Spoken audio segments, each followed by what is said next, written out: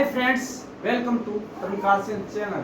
दोस्तों, आप सभी का आपके अपने चहेते मार्गदर्शक और सबसे न्यारे दुलारे परम क्लासेस चैनल में हार्दिक स्वागत है। दोस्तों, कल मैंने आपको कहा था कि हम एक नया टॉपिक हर बार लेके आते हैं और आज भी एक नया टॉपिक है और विद एमसीक्यूज है। वस्तुनिष्ठ प्रश्न, महत्वपूर्ण वस्तुनिष्ठ प्रश्न होंगे। तो आज का जो टॉपिक है वो है टॉपिक ऐसा ही है जो कि आपके इंटरेस्ट का है। वो है इकोनॉमिक्स में से जुड़ा हुआ, समष्टि से जुड़ा हुआ, व्यष्टि से जुड़ा हुआ, मतलब माइक्रो मैक्रो इकोनॉमिक्स से जुड़ा हुआ है, जिसका नाम है national income and it's distribution in India. What is the national income? राष्ट्रीय आय क्या है और इसका वितरण कैसा होता है, वो आज हमारे वीडियो का फोकल पॉइंट रहेगा। तो दोस्तों, जानते हैं कि what is the national income? Friends, we often hear the GDP in India. The national income of India is the sum total of income everyone earns in India. GDP and GNP are also part of this national income. Friends, GDP is the gross domestic products, while GNP is a gross national product. Further, the savings rate and investment in the economy are the determinantal factors in the national income of country. For a nation, the value of the final goods and services it produces in terms of money for the residents living in the country is the national income. So now we know that what is the national income. It is generally for the particular fiscal year or financial year. In India, the financial year means the year from April 1st to March 31st for the next year. Thus, the formula to calculate the national income is national income equal to total consumption plus investment, total investment C plus I plus G plus X minus M. It means C equal to total consumption, I means total investment, G means total governmental investment or expenses, plus X means total export or M import. Then the formula is NI equal to C plus I plus G plus X minus M. Friends, here C stands for consumption of products, I stands for total investment expenditures, G stands for the expenditures done by the government, and X and M stand for export and import respectively. Friends, X and M are interchangeable depending upon whether the trades are trade surplus or trade deficit. Friends, that determine the estimate of national income, there are three methods. First of all, product method, product or production method, income method, and third is expenditure method. Friends,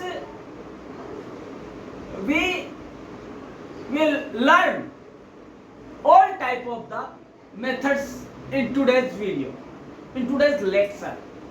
Friends, factors of national income. It discussed further. There are factors which determine the national income of a country The factors which affect and the part of national income are as, first of all, GDP, gross domestic product. Friends, I want to tell you that the Param Classes is only one online channel which is communicating you the all things about national income and all factors affecting and the part of national income in Hindi and English regarding to India. Friends, GDP, gross domestic product, it means the final product within the boundaries of India within the specific period of time are in the GDP of India. Further, the effect of inflation on these products is also calculated. GDP includes what factors are includes in GDP. These are government expenditures, consumption, exports, imports and investment of India. Now, for example, we can take example. We will know everything with the example so that the thing can be put in our mind with practical knowledge and practical way. Then the example is, if Honda decides to manufacture its part in India, then that will go into the GDP of India. But the revenues got through the sales are included in the GDP of Japan. Right? Because the company and profit will be go to the Japan. Friends, we will know about the many things also. These are GNP, gross national product. That is, GNP of the country is measured by income which is collected due to the various factors of production that are owned by residents or the citizens of India. The GNP of India is calculated by adding the net inflow coming from the abroad countries to the GDP of India while subtracting net outflow to the foreign countries from India. That is the GNP. As per the example, if Honda is an Indian company and it is selling its part in other countries, then the revenue become the GNP for India. Friends, consumption and investment expenditure. The money spent on durable as well as non-durable goods in India is included in the consumption expenditure. The durable items are the items which are expected to last more than 3 years, while non-durable items include clothing and foods. Services are also included in this section. Friends, investment expenditures include the spending on business inventories and residential and non-residential investment. Non-residential includes spending on various equipment and plants, while residential includes spending on multi-family homes and single-family homes. Friends, we will know that history, what is the history of the income, national income and the percent of the national income of India. Friends, before independence, Dadabhai Naoroji is considered as the first person who calculated the national income of India. Friends, first MCQ is, who was the first person who calculated the national income for India, and that is Dadabhai Naoroji.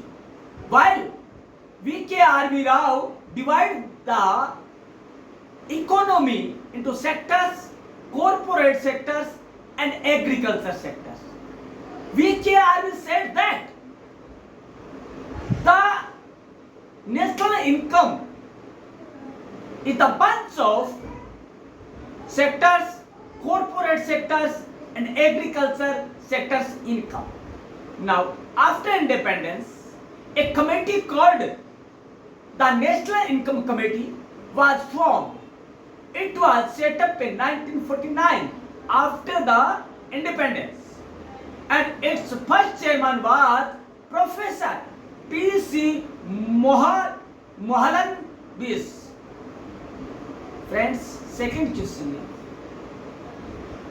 when the National Income Committee was formed in independent India, that is 1949, and who was the first chairman of this committee?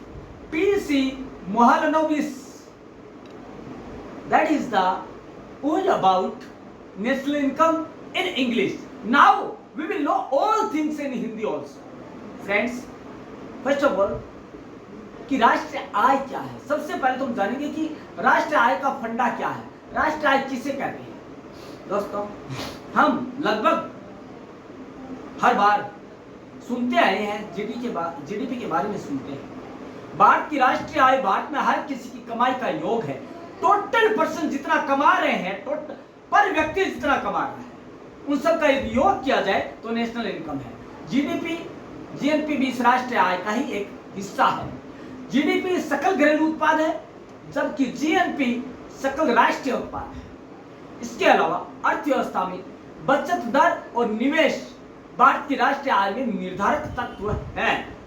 इसके अलावा किसी भी राष्ट्र के लिए देश में रहने वाले निवासियों के लिए मुद्रा के रूप में उत्पादित अंतिम वस्तुओं और सेवाओं का मूल्य राष्ट्रीय आय है। तो अब हम समझते हैं राष्ट्रीय आय है क्या। आमतौर पर उस विशेष वित्तीय वर्ष या वित्तीय वर्ष के लिए होती है जो कि एक निश्चित अवधि का है। दोस्तों, भारत में इस वित्तीय वर्ष का मतलब है अगले वर्ष के लिए 1 अप्रैल से 31 मार्च तक का वर्ष।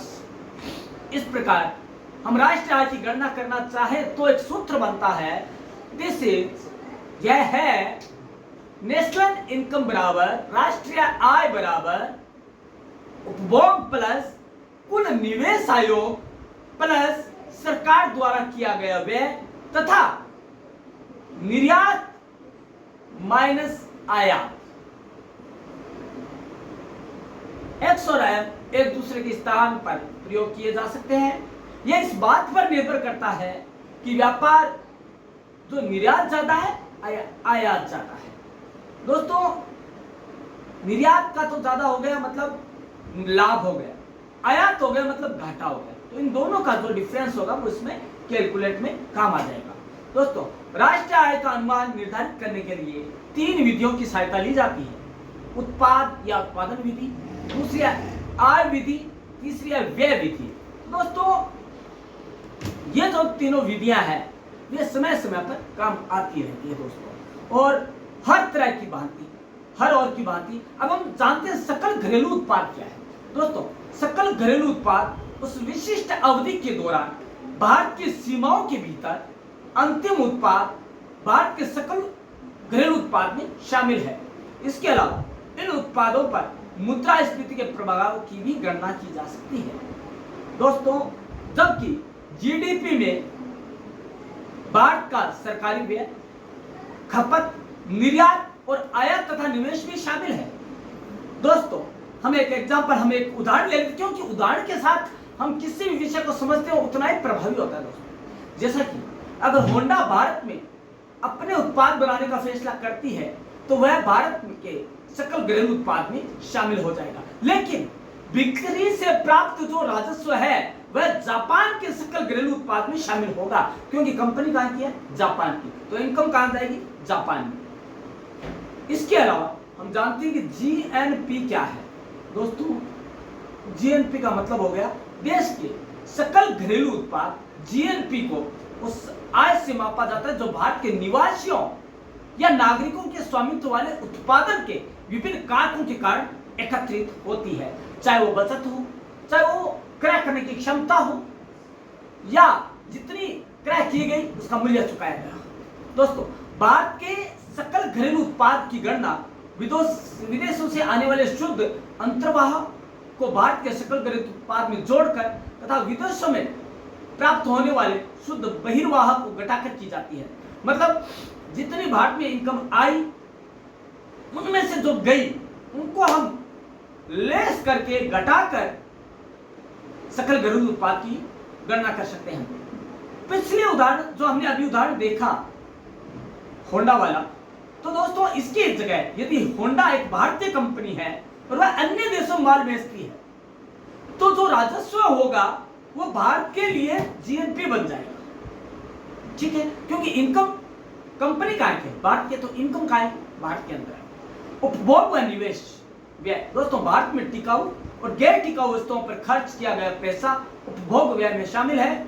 टिकाऊ वस्तुएं वे वस्तुएं जिनके 3 साल से ज्यादा चलने की उम्मीद है, जबकि गैर टिकाऊ वस्तुओं में कपड़े और खाद्य पदार्थ शामिल है। सेवाएं भी, जो सेवाएं दी जाती है, चिकित्सा सेवाएं, शिक्षा सेवाएं, वो भी इसी भाग में शामिल होती है। निवेश व्यय में व्यावसायिक इन्वेंट्री और आवासीय तथा गैर आवासीय निवेश पर व्यय शामिल है। गैर आवासीय में विभिन्न उपकरणों और संयंत्रों पर किया गया व्यय शामिल है, जबकि आवासीय में बहु परिवारीय घरों और एकल परिवारीय घरों पर किया गया व्यय शामिल है। दोस्तों, इसके अलावा हम जब राष्ट्रीय आय का इतिहास और वर्तमान जानते हैं, तो आजादी से पहले भारत की राष्ट्रीय आय की गणना करने वाले पहले व्यक्ति दादा भाई नौरोजी थे, जबकि VKRV ने अर्थव्यवस्था को सेक्टर, कॉर्पोरेट सेक्टर और कृषि सेक्टर में बांट दिया था।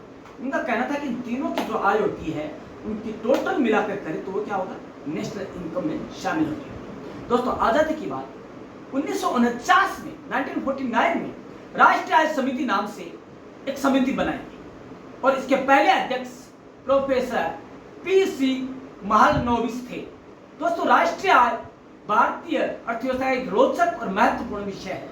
दोस्तों, इसे जानने के लिए हमें राष्ट्रीय आय को और अधिक डिटेल में जानना होगा और साथ ही यह जानना होगा कि क्या सूत्र है राष्ट्रीय आय को जानने के। तो दोस्तों देखते हैं, कई आयाम भी हैं, इसकी विशेषताएं भी है, महत्व भी, वो भी जानना होगा। दोस्तों, सबसे पहले तुम जानते हैं कि राष्ट्रीय आय है क्या। सरल शब्दों में, यदि किसी भी देश द्वारा अपने वित्तीय वर्ष के दौरान उत्पादित वस्तुओं और सेवाओं का पूरा मूल्य ऐड कर दिया जाए तो क्या होगा, राष्ट्रीय आय होगा। इस प्रकार यह एक वर्ष की अवधि के दौरान किसी भी देश में चल रहे सभी आर्थिक गतिविधियों का परिणाम है। इसका मूल्यांकन पैसे के रूप में किया जाता है। संक्षेप में हम यह भी कह सकते हैं कि किसी भी देश की राष्ट्रीय आय एक वर्ष में विभिन्न आर्थिक गतिविधियों के माध्यम से अर्जित आय की कुल राशि, चाहे वो मजदूरी हो, चाहे वो बिजनेस हो, चाहे वो इंडस्ट्री हो, चाहे वह कृषि हो, चाहे वो सेवाएं हो, इन सबसे जितनी आय होती है इन सब का टोटल कर लिया जाए एक विशेष वित्तीय वर्ष की अवधि में, जो कि 1 अप्रैल से 31 मार्च तक होती है, उनका टोटल कर लिया जाए तो राष्ट्रीय आय हो जाती है।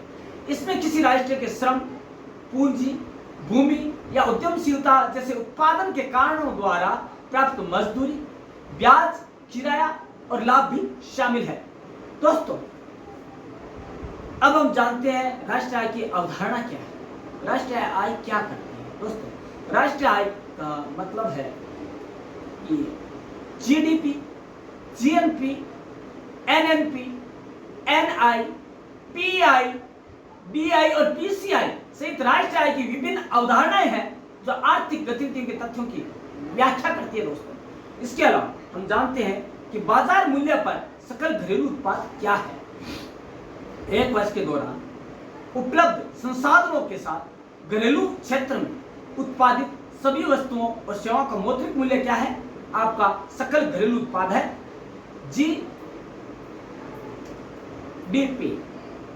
GDP बराबर PQ। यहां GDP का मतलब है सकल घरेलू उत्पाद, P का मतलब है वस्तुओं और सेवाओं की कीमत और क्यू है मतलब वस्तुओं और सेवाओं की मात्रा, कितनी क्वांटिटी में। दोस्तों जीडीपी 4 घटकों से मिलकर बना है। उपभोग, फर्स्ट ऑफ उपभोग, निवेश, सरकारी खर्च और किसी देश का शुद्ध विदेशी निर्यात। वो हमें कहां से प्राप्त होगा? जो हम निर्यात में से आयात को घटा लेंगे, जो हमारे पास आएगा वो शुद्ध विदेशी निर्यात हो जाएगा। उसके बाद है सकल राष्ट्रीय उत्पाद, जीएनपी। दोस्तों यह देश के निवासियों द्वारा घरेलू क्षेत्र के साथ साथ विदेशों में एक वर्ष में उत्पादित अंतिम वस्तुओं और सेवाओं का बाजार है। दोस्तों जीएनपी उन वस्तुओं और सेवाओं का मूल्य है जो देश के नागरिक अपने स्थान की परवाह किए बिना उत्पादित करते हैं। जीएनपी बराबर जीडीपी प्लस एनएफआईए या जीएनपी बराबर CIG plus X minus M plus NFIA. यहां मैं बता दूं आपको, सी बराबर उपभोग मतलब कंजम्पशन, आई मीन्स इन्वेस्टमेंट मतलब निवेश, जी मीन्स गवर्नमेंट मतलब सरकारी खर्च, एक्सम निर्यात घटा आयात, निर्यात माइनस आयात। आगे है एनएफआई, जो हमने जाना वह विदेशों से शुद्ध आय कितनी हुई, वो हम इसमें जोड़ देंगे। अब है एमपी पर शुद्ध राष्ट्रीय आय, एनएनपी। दोस्तों यह है एक वर्ष के दौरान किसी अर्थव्यवस्था द्वारा उत्पादित अंतिम वस्तु और सेवाओं के शुद्ध उत्पाद का बाजार मूल्य और विदेशों से प्राप्त शुद्ध आय। तो इसको हम कैसे निकालेंगे? एनएनपी शुद्ध राष्ट्रीय आय नेट नेशनल प्रोडक्ट बराबर C plus I plus G plus X minus M plus NFIA minus IT minus मूल्यह्रास, डेप्रिसिएशन। दोस्तों एंड आईटी मीन्स अप्रत्यक्ष कर। अब दोस्तों हम जान लेते हैं कि सी बराबर तो वापस वही है, उपभोग कंजम्पशन है। आई का मतलब इन्वेस्टमेंट है, मतलब निवेश है। सी प्रकार सी इक्वल टू सरकारी आय, मतलब जी बराबर सरकारी आय मतलब गवर्नमेंटल एक्सपेंसेस, और एक्स निर्यात माइनस आयात। ठीक है। एनएफआईए विदेश से शुद्ध आय, आईटी मीन्स इनडायरेक्ट टैक्स या अप्रत्यक्ष कर। दोस्तों अब हम यदि इसे देखें तो अगला है राष्ट्रीय आय। किसे कहते हैं? इसे कारक लागत पर राष्ट्रीय आय के रूप में भी जाना जाता है, जिसका अर्थ है भूमि, श्रम, पूंजी और संगठनात्मक संरचना के योगदान के लिए संसाधनों द्वारा अर्जित कुल आय। कितनी आय? तो इन सबको जब जोड़ दिया जाता है तो राष्ट्रीय आय आ जाती है। उसके बाद है व्यक्तिगत आय, पीआई, पर्सनल इनकम। प्रत्यक्ष करों से पहले किसी देश के व्यक्तियों और परिवारों द्वारा सभी संभावित क्षेत्रों से प्राप्त कुल धन आय है। इसलिए व्यक्तिगत आय को इस प्रकार से माप सकते हैं। कैसे? पीआई बराबर एनआई कॉर्पोरेट आयकर माइनस ए विभाजित कॉर्पोरेट लाभ माइनस सामाजिक सुरक्षा योगदान माइनस हस्तांतरण भुगतान। इन सब को लेस करके जो आएगा वो हमारा पीआई होगा, पर्सनल इनकम होगा। अब है डीआई, प्रयोज्य आय। डीआई का मतलब है यह व्यक्तिगत आय से प्रत्यक्ष करों के भुगतान के बाद व्यक्तियों के पास जो बचता है वह है आय। यह एक वास्तविक आय है जिसे व्यक्ति उपभोग के लिए खर्च कर सकता है। इसे हम कैसे निकालेंगे? डीआई बराबर पीआई माइनस प्रत्यक्ष कर। पीआई बराबर पर्सनल इनकम माइनस प्रत्यक्ष कर, जो कर चुका है उनमें से लेस कर दो तो क्या होगा?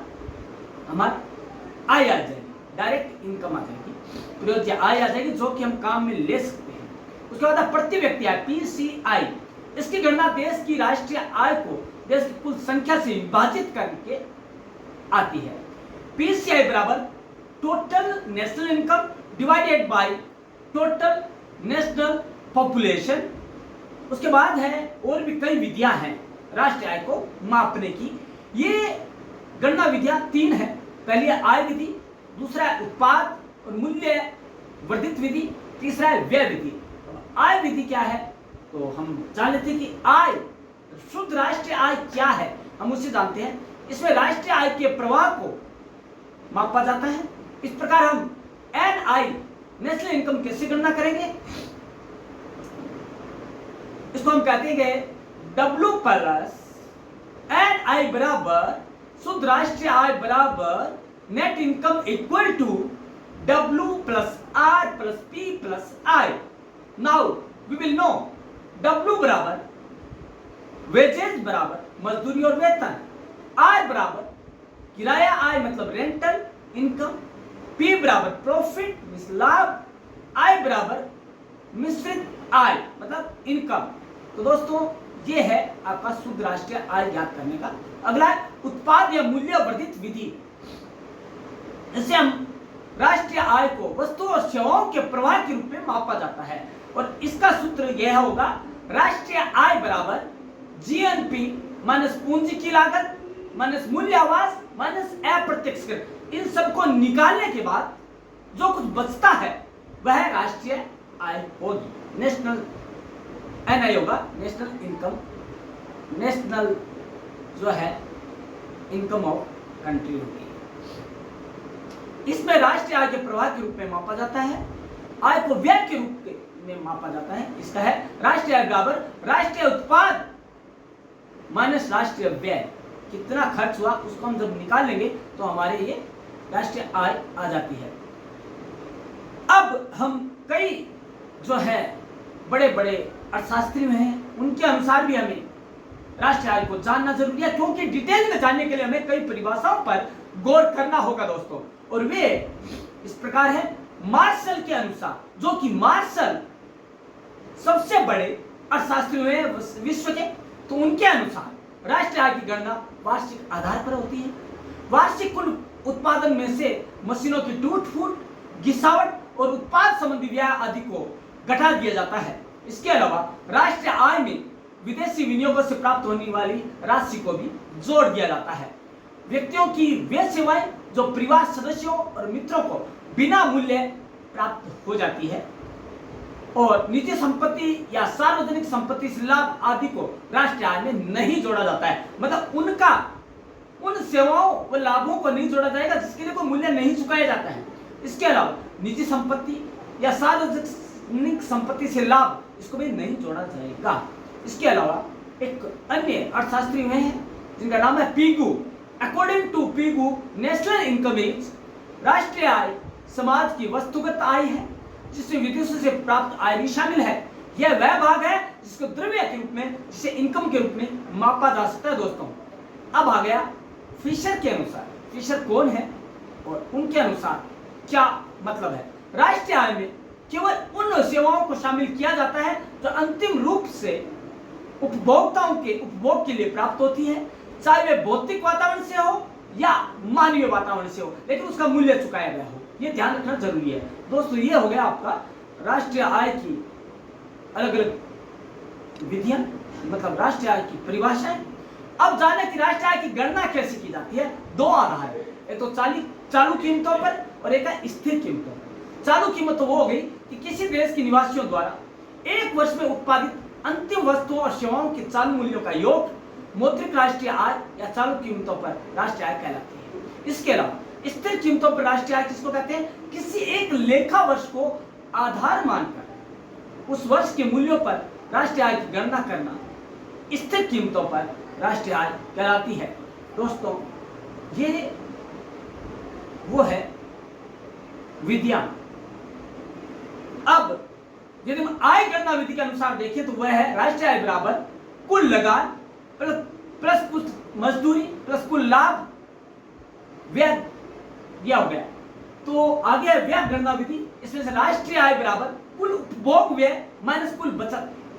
कुल उपभोग प्लस कुल बचत, मतलब इन दोनों को जोड़ दे तो राष्ट्रीय आय हो जाएगी। हमने कितना खर्च कर दिया और कितना बचा है, इन दोनों का हम प्लस कर देंगे तो राष्ट्रीय आय टोटल निकल आएगी। क्योंकि हमारी जो इन्वेस्टमेंट कितना क्या हुआ वो क्या होगा, हमने एक वर्ष में कितना कमाया प्लस हमने कितनी बचत की, इन दोनों को जोड़ दो तो क्या होगा, हमारी आय निकल आएगी। दोस्तों राष्ट्रीय आय में शामिल कौन सी वस्तुएं या मदें नहीं होगी उनको जानना भी आवश्यक है, क्योंकि यदि हमने ये नहीं जोड़ी, ये नहीं जानी, तो हम राष्ट्रीय आय को गलत निकाल सकते हैं, गलत उसका मापन हो सकता है, गलत गणना हो सकती है, जो कि देश के लिए हानिकारक भी हो सकती है। दोस्तों, राष्ट्रीय आय में मध्यवर्ती वस्तुओं को शामिल नहीं किया जाता, जो कि अभी बन रही है, जिनका अभी उत्पादन होना शेष है, उसको हम इंक्लूड नहीं करेंगे। राष्ट्रीय आय में पुरानी वस्तुओं की गणना नहीं की जा सकती है, पुरानी वस्तुएं जो बन चुकी है उसको नहीं, जो बन रही है इस फाइनेंशियल ईयर में उसको शामिल किया जाएगा। घरेलू सेवाओं जैसे कपड़े धोना, खाना बनाना आदि को राष्ट्रीय आय में शामिल नहीं किया जाता, क्योंकि ये घरेलू सेवाएं हैं जिनका कि मूल्य दिया भी जा सकता है और नहीं भी दिया जा सकता है। इसके अलावा अंश पत्र खरीदने बेचने को राष्ट्रीय आय में शामिल नहीं किया जा सकता, क्योंकि डायरेक्ट इनकम नहीं है। राष्ट्रीय आय मुद्रा के मूल्य में ही मापा जा सकता है, अन्य किसी में नहीं।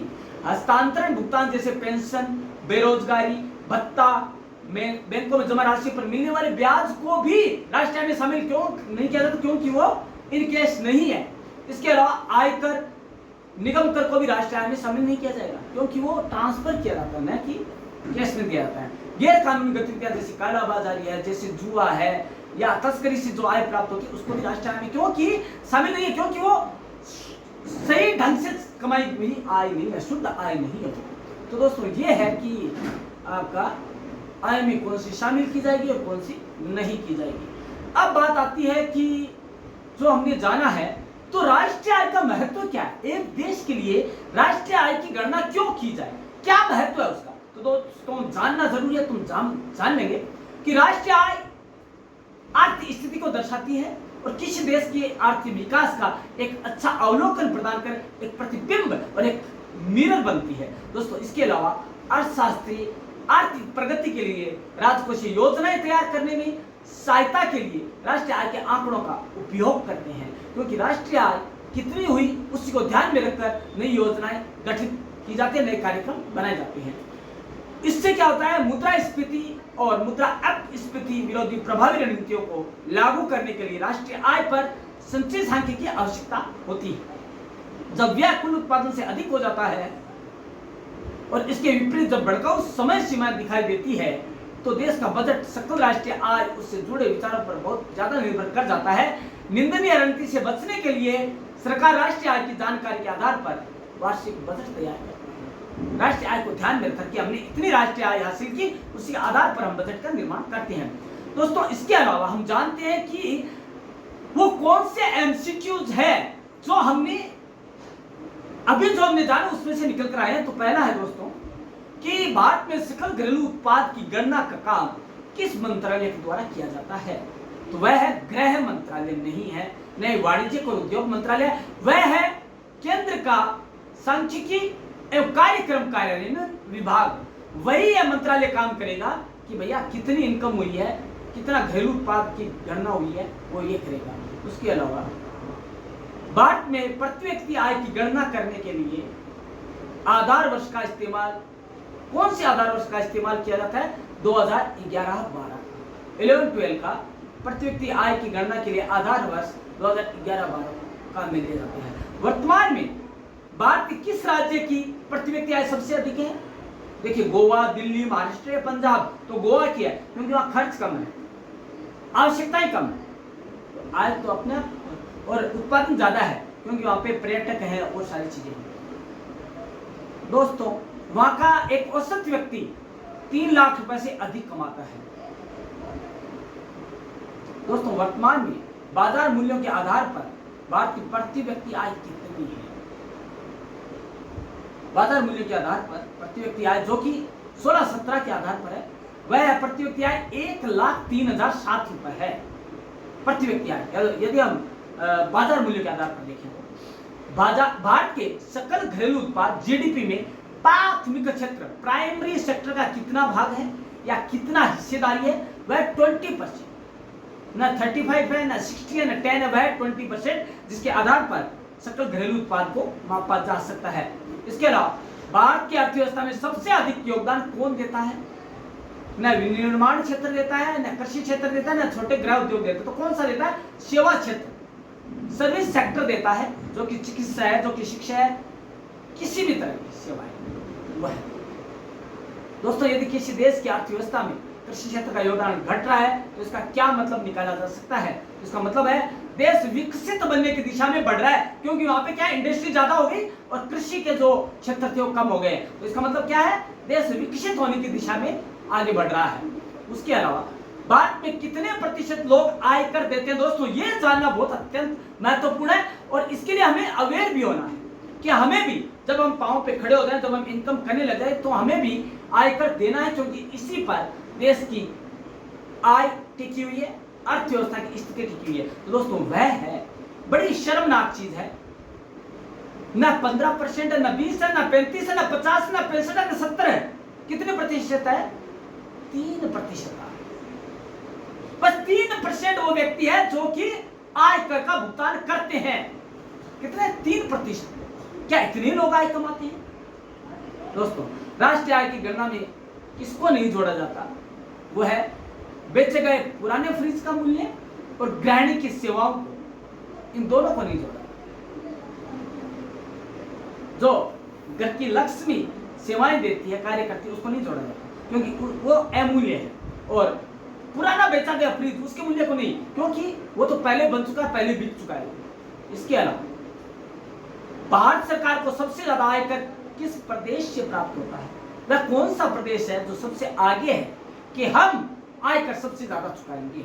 वो है महाराष्ट्र। सबसे ज्यादा, लेकिन सबसे इनकम ज्यादा कहां है? गोवा में। सबसे ज्यादा चुका कौन रहा है? महाराष्ट्र। क्योंकि वो क्या है? बॉलीवुड, माया नदी, वहां सबसे ज्यादा इनकम होती है, तो वो आयकर भी सबसे ज्यादा देते हैं। इसके अलावा राष्ट्रीय आय को मापने के लिए उपयोग की जाने वाली सही विकल्प कौन सा है? आय विधि भी है, उत्पादन विधि है और व्यय विधि है। तो तीनों ही सही। उपरोक्त मतलब ये जो तीनों बताई गई वही सही है। भारत के सकल घरेलू उत्पाद की गणना के लिए कौन सा संगठन है? राष्ट्रीय सांख्यिकी कार्यालय CSO। ये क्या करता है? वो टोटल है, वो गणना करता है कि कितना जीडीपी है, जीएनपी कितना है, एनपी कितना है। सकल घरेलू उत्पाद क्या है? तो हम जान लेते हैं। सकल घरेलू उत्पाद का मतलब है कि टोटल मौद्रिक सेवाओं और वस्तुओं का जो मूल्य होता है उसे हम जीडीपी में जोड़ सकते हैं। इसके अलावा मुद्रास्फीति के दौरान क्या होता है? मुद्रास्फीति के दौरान क्या होता है? धन का मूल्य घट जाता है, हमारी जो परचेजिंग पावर है, परचेजिंग कैपेसिटी है, वो कम हो जाती है आम व्यक्ति की। इसके अलावा भारत की राष्ट्रीय आय का सर्वप्रथम मापन किसने किया? वो कौन व्यक्ति थे? जो देखो मैंने पहले बताया था दोस्तों कि पहला एमसीक्यू यही है। दोस्तों वो न तो विलियम डिगबॉय थे, न VKRV थे, न प्रोफेसर PC महालनोबिस थे। वो थे दादा भाई नौरोजी, जिन्होंने पहली बार राष्ट्रीय आय, भारतीय राष्ट्रीय आय का मापन किया। अब जानते हैं कौन सा है कथन सही है जो राष्ट्रीय आय का वर्णन करता है। तो इसमें से यही होगा कि यह विभिन्न आय के जो घटक है उनका योग है, जितनी आय होती है उनका। अब है ITR का संक्षिप्त नाम क्या है? जो कि आयकर है। आयकर बहुत बड़ी भूमिका का निर्वहन करते हैं नेशनल इनकम में, तो वो है आयकर रिटर्न जो हमें भरनी चाहिए।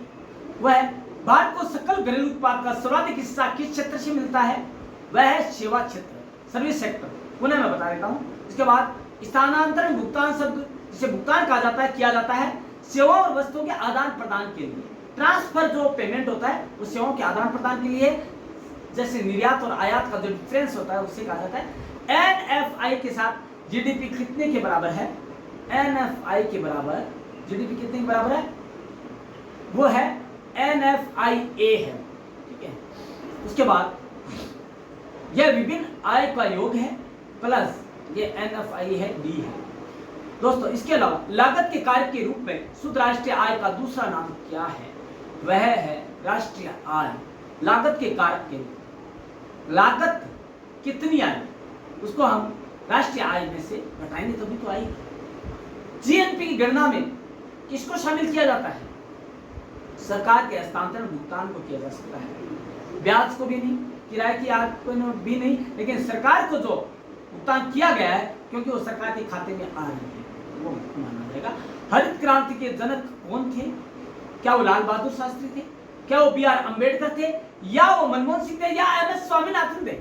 दोस्तों, एम.एस. स्वामीनाथन थे, जिन्होंने हरित क्रांति पहली पंचवर्षीय योजना में इसको हमें जो है अनाज के रूप में आत्मनिर्भरता प्रदान की, हरित क्रांति का सगुफा छेड़कर। फिर बात आती है गिनी गुणांक का उपयोग क्या है? आय की असमानता को मापने। दोस्तों, इसके अलावा औद्योगिक संबंधों के लिए कौन सा सिद्धांत अतिरिक्त श्रम की अवधारणा को दर्शाता है? वह मार्क्सवादी दृष्टिकोण।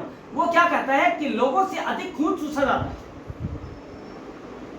और कम उन्हें पेमेंट किया जाता है। तो वो क्या है? अतिरिक्त श्रम की अवधारणा है, वो मार्क्सवादी दृष्टिकोण है। भारत की राष्ट्रीय आय की गणना किस आधार पर की जाती है? WTO दर पर की जाती है, कि बाजार लागत पर की जाती है, कि तय लागत पर की जाती है, या कारक पर लागत पर की जाती है, जो कि उस टाइम लागत लगी, उस वित्तीय वर्ष में कितना खर्च हुआ। उसके बाद होती है मुद्रास्फीति के विपरीत कौन सा शब्द है? बेलगाम, अपस्फीति, मुद्रास्फीति जनित मंदी या अपस्फीति। अपस्फीति में क्या होता है कि मुद्रा की जो पावर है वो बढ़ जाती है। इसके अलावा वस्तुओं और सेवाओं पर कर ने भारत को एक साझा बाजार के रूप में उभरने में मदद की है। इसके अलावा मध्यवर्ती वस्तुओं को राष्ट्रीय आय में शामिल क्यों नहीं किया जाता? क्योंकि दोहरे लेखांकन की रोकथाम के लिए। मध्यवर्ती जो कि दो देशों के,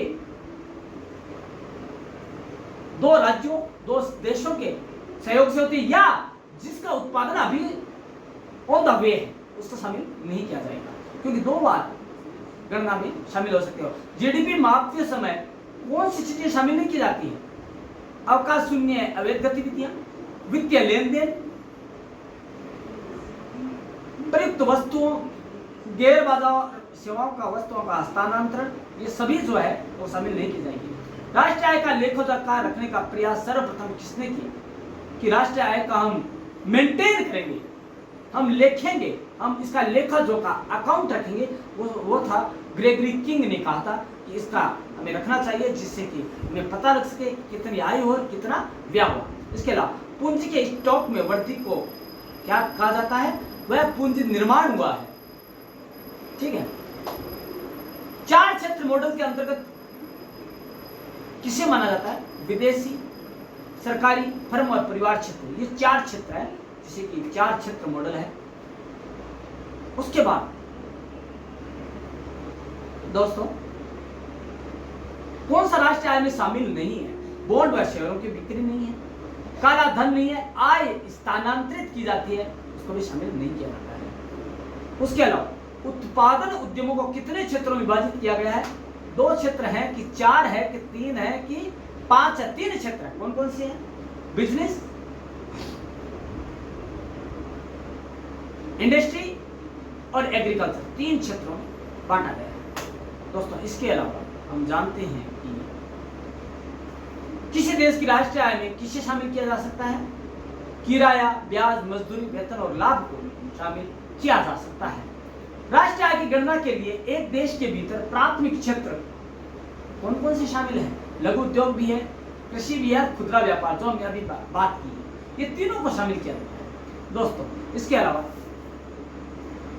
एक रेस्टोरेंट द्वारा रेफ्रिजरेटर की खरीद क्या है? टिकाऊ वस्तु पर उपभोग व्यय है, गैर टिकाऊ वस्तु पर उपभोग व्यय है, या मध्यवर्ती व्यय है, या अंतिम व्यय है? तो अंतिम व्यय है कि उनके लिए उसके बाद कोई भी व्यय नहीं होगा, इसका जो उत्पादन, उसका जो उपयोग होना था वो यहाँ तक हो जाएगा। एक उत्पादन इकाई द्वारा खरीदे गए खाद्य पदार्थ कौन से हैं? सिंगल यूज कैपिटल गुड्स हैं, जो कि एक बार यूज होंगे।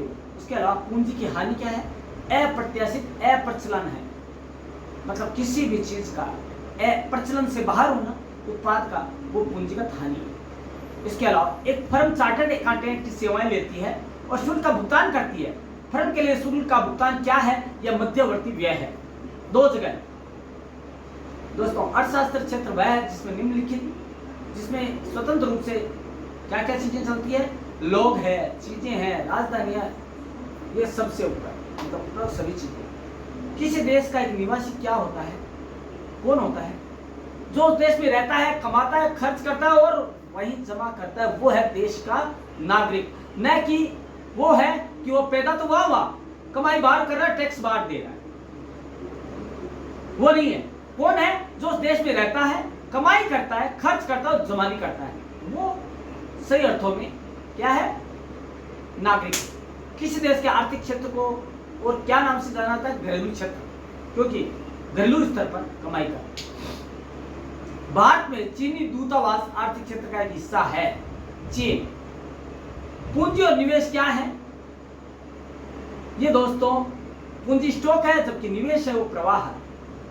ये तो स्टॉक हो गए एक जगह कि भाई पैसे काम आएगा तुम ले लेंगे। निवेश क्या? प्रवाह है, बना रहता है, उससे कमी भी आ जा सकती है और ज्यादा भी हो सकता है। एमपी में जीडीपी क्या है?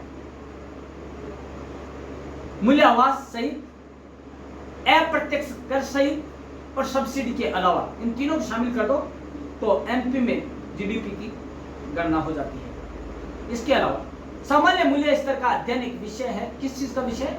मैक्रो इकोनॉमिक्स है। माइक्रो नहीं है, माइक्रो का मतलब क्या होगा? व्यष्टि, और मैक्रो क्या हो गया? समष्टि, मतलब समस्त पूरी इकोनॉमी का अध्ययन हो गया। समष्टि अर्थव्यवस्था का संबंध किससे है? अर्थव्यवस्था में वस्तु और सेवाओं की कुल उत्पादन से, कीमतों का सामान्य स्तर से, जीडीपी बढ़ती है, इन सब से समष्टि अर्थव्यवस्था का संबंध है। आर्थिक एजेंटों में कौन शामिल है?